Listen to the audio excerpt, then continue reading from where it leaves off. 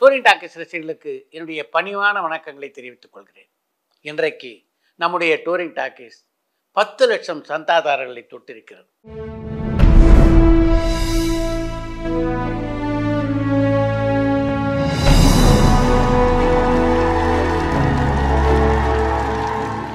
இன்றைக்கு இப்படி ஒரு சாதனையை டூரிங் டாக்கீஸால் செய்ய முடிந்திருக்கிறது என்றால் அதுக்கு முக்கியமான காரணம் திரைத்துறையினருடைய பங்களிப்பும் உங்களை போன்ற ரசிகர்களுடைய பேர் ஆதரவும் தான். டூரிங் டாக்கீஸ் ரசிகர்களை பொறுத்த வரைக்கும் அவங்கள வெறும் ரசிகராக மட்டும் நான் என்றைக்குமே பார்ப்பதில்லை.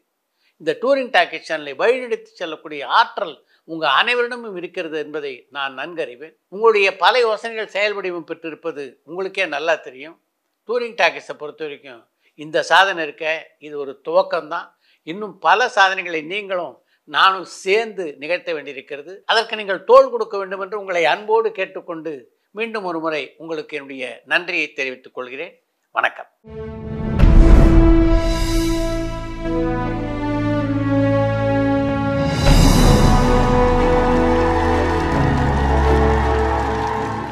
டூரிங் டாக்கீஸ் ரசிகர்களுக்கு வணக்கம்.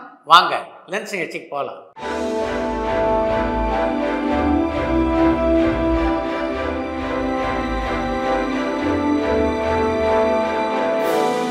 என்னம்மா முதல் கேள்வி? அரசியல்ல ஆர்வம் இல்லாத அஜித்தை ஏன் அரசியலுக்கு வர சொல்றாங்கன்னு திண்டுக்கல்ல இருந்து காவேரி கேட்டிருக்காங்க. அரசியலிலே ஆர்வம் இல்லாமல் இருக்கின்ற அஜித்தை அரசியலுக்கு வர சொல்லி யாரும் நிர்பந்திக்கல.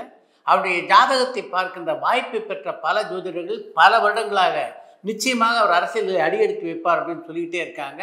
அந்த செய்திகள் தான் அவ்வப்போது வலைதளங்களிலே சூடு பிடிக்கின்றன. அம்பிகா இப்போ ஏதாவது படங்கள்ல நடிச்சிட்டு இருக்காங்களான்னு திண்டுக்கல்ல இருந்து சிவா கேட்டிருக்காங்க. அம்பிகா இப்போது எந்த திரைப்படத்தில் நடிப்பதாக தெரியல. தொலைக்காட்சி தொடர்களிலே தொடர்ந்து நடித்துக் கொண்டிருக்கிறார். ஏபி நாகராஜன் இயக்கிய படங்கள்ல உங்களுக்கு பிடிச்ச படம் எதுன்னு கேட்டிருக்காங்க. அருட்செல்வர் ஏபி நாராயணன் இயக்கிய படங்கள்ல பல படங்கள் எனக்கு பிடிக்கும். அவர் இயக்கிய கருப்பு வெள்ளை படத்தில் என்னை ரொம்பவும் கவர்ந்த படம்னா அது நடிகர் தினம் சிவாகணேசனுடைய 100வது படமாக அமைந்த நவராத்திரி திரைப்படம். அவர் இயக்கிய வண்ண படத்தில் என்னை மிகவும் கவர்ந்ததுன்னா அது தில்லானா மோகனாம்பாள். நாவலின் சுவை குறையாமல் அந்த மாதிரி ஒரு படத்தை எடுக்கிறது அப்படின்றது அவ்வளவு எளிதான விஷயம் இல்லை. அதை மிக திறம்பட அந்த படத்திலே கையாண்டிருந்தார் ஏபி நாராயணன். அதன் காரணமாகத்தான் அந்த படம் மிகப்பெரிய வெற்றியை பெற்றது. ராசாவே உன்ன நம்பிதான் ராஜ்கிரனோட ஃபர்ஸ்ட் மூவியா அண்ட் ராமராஜனை வச்சு ராஜ்கிரண் எத்தனை படங்களை ப்ரொடியூஸ் பண்ணியிருக்காருன்னு அம்ஜிகரிலிருந்து பத்மநாபன் கேட்டிருக்காங்க. ராஜ்கிரண் ராமராஜனை வைத்து தயாரித்த ஒரே ஒரு திரைப்படம் என்னை பெற்ற ராசா என்ற திரைப்படம் தான். அந்த படத்திலே ஒரு சின்ன கதாபாத்திரத்தில் ராஜ்கிரண் கூட நடித்திருந்தார். ராசாவே என்ன நம்பி படம் தான் ராஜ்கிரண் கதாநாயகனாக நடித்த முதல் திரைப்படம். நாம் பிறந்த மண் படத்தோட ரீமேக் தான் இந்தியன் படமா? சப்போஸ் அப்படி இருந்தா அதுக்கான ரைட்ஸ் எல்லாமே ப்ராப்பரா வாங்கியிருக்காங்களா? ஏன் அப்படின்னா சில காட்சிகள் எல்லாமே ஒத்து போகுதுன்னு எருமம்பட்டியில இருந்து பாலு கேட்டிருக்காங்க. நாம் பிறந்த மண் திரைப்படத்துக்கும் இந்தியன் திரைப்படத்துக்கும் ஒரு சில காட்சிகள்ல ஒற்றுமை இருந்தது அப்படின்றது உண்மைதான். ஆனா பல காட்சிகள் ரெண்டு படத்திலையும் ஒத்து போவதாக நீங்கள் குறிப்பிட்டிருப்பதிலே எனக்கு உடன்பாடு இல்லை. சார், சிவகார்த்திகேயனோட 25th ஃபில்மை எந்த டைரக்டர் பண்ண வாய்ப்பு இருக்குன்னு பாலக்கோடுல இருந்து ஜான் கேட்டிருக்காங்க. சிவகார்த்திகேயனுடைய 25வது திரைப்படத்தை வெங்கட் பிரபு இயக்குவதற்கான வாய்ப்புகள் பிரகாசமாக இருப்பதாக இப்ப சொல்றாங்க. பொறுத்திருந்து பார்ப்போம். நடிகர் திலகம் சிவாஜி அவர்களை ரொம்ப யங்கா ஸ்டைலா நடிக்க வச்ச டைரக்டர் யாருன்னு கள்ளக்குறிச்சியில இருந்து தவமணி கேட்டிருக்காங்க. நடிகர் திலகம் சிவாஜி ஸ்டைலான இளமையான இடங்களை இயக்கிய இயக்குனர்னா அது என்னுடைய இனிய நண்பரான சி.வி. ராஜேந்திரன் தான். அப்படி அவர் இயக்கிய படங்களுடைய பட்டியல் மிக நீளமானது. சுமதியன் சுந்தரி, கலாட்டா கல்யாணம், ராஜா என்று சொல்லிக்கொண்டே போகலாம்.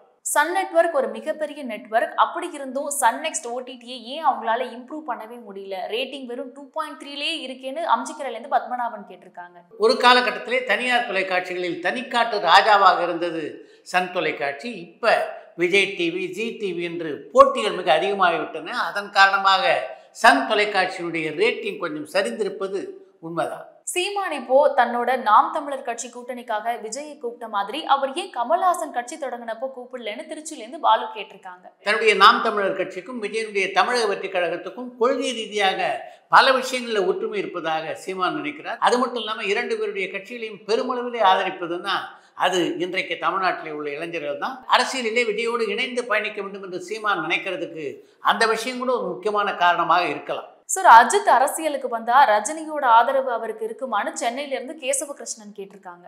எனக்கு தெரிந்து இப்போதைக்கு எந்த நடிகர் அரசியலுக்கு வந்தாலும் பொது வெளியிலே அவங்கள ரஜினி ஆதரிக்க மாட்டார் அப்படின்னு தான் நான் நினைக்கிறேன். சாண்டோ எம்ஏ சின்னப்பதேவரின் தம்பி திருமுகத்தின் போட்டோ ஷேர் பண்ண முடியுமான்னு ஸ்டீவன் கேட்டிருக்காங்க. உங்களுடைய விருப்பத்தை நிறைவேற்றுவதற்காக தன்னுடைய மூத்த சகோதரரான எம்எம்ஏ சின்னப்பதேவருடன் எம்ஏ திரும்பவும் இருக்கின்ற புகைப்படத்தை இந்த நிகழ்ச்சியில் பகிர்ந்து கொண்டிருக்கிறோம், பாருங்க.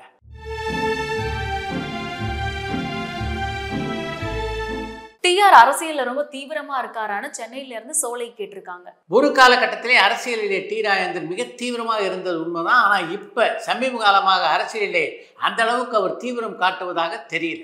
ஆக்டர் மனோபாலா அவர்கள் உங்ககிட்ட இந்தியன் 2 படத்துல கமல்ஹாசன் கூட சேர்ந்து நடிச்ச அந்த எக்ஸ்பீரியன்ஸை உங்ககிட்ட ஷேர் பண்ணியிருக்காரா? சப்போஸ் பண்ணியிருந்தா அவர் என்ன சொன்னாருன்னு சென்னையில இருந்து கௌஷிக் கேட்டிருக்காங்க. இந்தியன் 2 திரைப்படத்திலே நடிக்க இருப்பதாக என்கிட்ட ஒரு முறை மனோபாலா பகிர்ந்து கொண்டார். அந்த படத்திலே நடித்ததற்கு பின்னால அவரோடு பேசக்கூடிய வாய்ப்பு எனக்கு கிடைக்கல.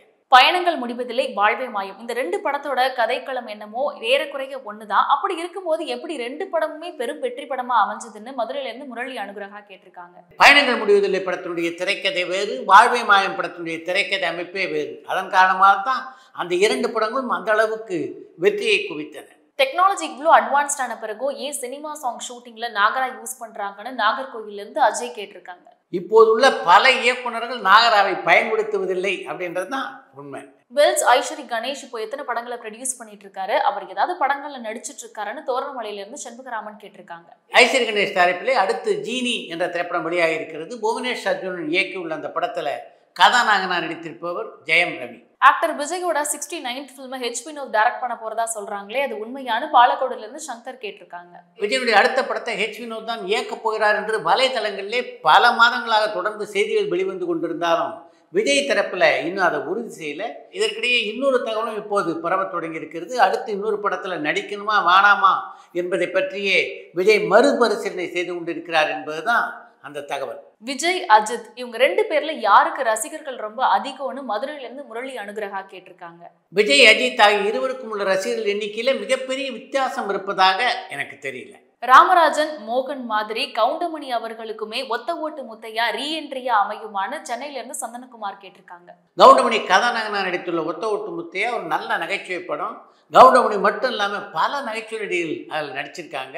கவுண்டமணி, செந்தில், வடிவேல், விவேக் போன்ற பல நகைச்சுவை கலைஞர்களுக்கு நகைச்சுவை வசனங்கள் எழுதி கொடுத்து கொண்டிருந்த ராஜகோபால் தான் இந்த படத்தை எழுதி இயக்குகிறார். அதனால அந்த படம் நிச்சயமாக வெற்றி படமாக அமையும் அப்படின்ற நம்பிக்கை எனக்கு இருக்கு.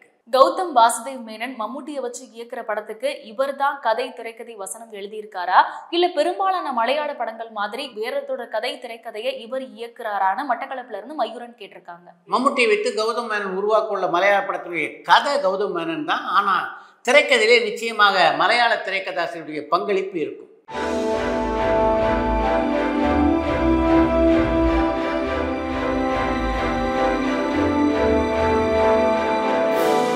பிருத்திவிராஜோட நடிப்புல வெளியாகி மாபெரும் வெற்றி பெற்ற ஆடு ஜீவிதம் படத்தை எந்த ஓடிடி தளமும் வாங்கல அப்படின்ற செய்தி உண்மையா? அப்படி உண்மைனா இந்த மாதிரி சிறந்த படங்களை ஏன் எந்த ஓடிடி தளமும் வாங்கலன்னு யாழ்ப்பாணம்ல இருந்து ஜானி கேட்டிருக்காங்க. ஓடிடி நிறுவனங்கள் ஒரு திரைப்படத்தை வாங்குறதுக்கு பார்த்தீங்கன்னா பல காரணங்கள் இருக்குது. இதில் ஏதோ ஒரு காரணம் சரியாக அமையாமல் போனால் கூட அந்த படத்தினுடைய வியாபாரம் தடைப்படலாம். நீங்கள் குறிப்பிட்டிருக்கின்ற கோட்லிப் திரைப்படத்தை பொறுத்த வரைக்கும் அந்த படத்துடைய தயாரிப்பாளராக வெளியில் சொன்னால் தான் எதன் காரணமாக அந்த படத்தினுடைய ஓடிடி உரிமைகள் இதுவரையே விற்கப்படலை அப்படின்றது தெரிய வரும். அடுத்து இன்று ஒரு தகவல். 16 வயதிலே திரைப்படத்தின் மூலம் தமிழ் சினிமாவை புரட்டி போட்ட இயக்குனரான பாரதி ராஜா ஆரம்பத்தில் நாடகங்களை நடத்தி கொண்டிருந்தவர். அந்த நாடகங்களை நடத்தி அதற்கு பின்னால் தான் சினிமாவை அடியெடுத்து வைத்தார். 1958 அல்லி கலா நாடகமன்றம் என்ற பெயரிலே தேனியில் ஒரு நாடகக்குழு வைத்திருந்தார் அவர். அப்போ அந்த நாடகத்தை நடத்துறதுக்கு அதிகபட்சமாக 80 ரூபாய் தான் செலவாகும்.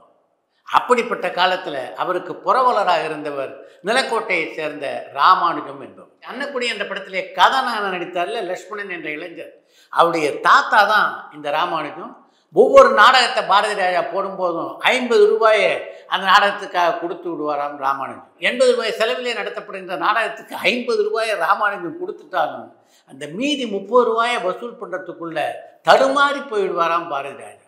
அந்த 30 ரூபாயை புரட்டுவது என்பது அவ்வளவு எளிதான காரியமாக அந்த காலகட்டத்தில் இருந்ததில்லை என்று பலமுறை சொல்லியிருக்கிறார் பாரதி ராஜா. இந்த இடத்துல இந்த ராமானுஜத்தை பற்றி கூடுதலாக ஒரு தகவலையும் உங்களுக்கு நான் தெரிவிக்க வேண்டும் என்று விரும்புகிறேன். நடிகர் தினம் சிவாஜி கணேசனுடைய 175வது திரைப்படமான அவன்தான் மனிதன் படத்தை KN சுப்புவோடு இணைந்து தயாரித்தது இந்த ராமானுஜன் தான். பாரதி ராஜாவுடைய அந்த கால நாடகத்துக்கு இசையமைச்சது யார் தெரியுமா? உங்களுக்கு பெரும்பாலும் பதில் தெரிஞ்சிருக்கும். ஆம், இளையராஜா தான் அப்போது பாரதி ராஜா நடத்திய பல நாடகங்களுக்கு இசையமைத்தவர்.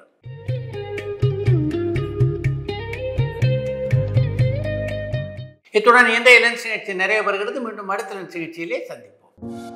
பரபரப்பான சினிமா செய்திகள், நட்சத்திரங்களின் பேட்டிகள், சினிமா வரலாறு ஆகியவற்றை பார்க்கவும் படிக்கவும் உங்களுக்கான இணையதளம் tourantalkies.co.